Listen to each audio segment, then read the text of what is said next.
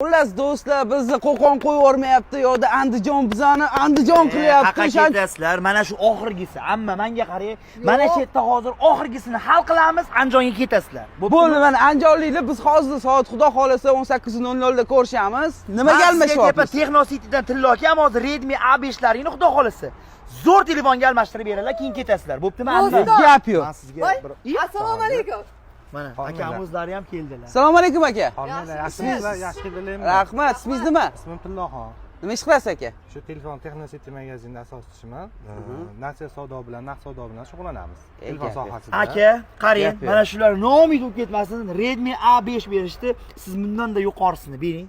Jahongir, Redmi 5 ham yaxshi telefon. Undan ham yaxshi Redmi Note 14 ga alishtirib beraman. Gap yo'q mana. Bizga gog'ortimiz Redmi 14 bo'ldi. Aka, bu taxminan narxi qancha?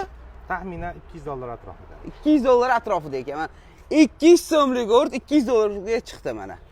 Davom etamiz. O'yin qolish kerak, bor-ku. Tan berdim lekin qo'qonliklar gap bo'lishi mumkin emas. Amma siz Andijonga ketishingiz kerak edi. Ha, ketishimiz kerak.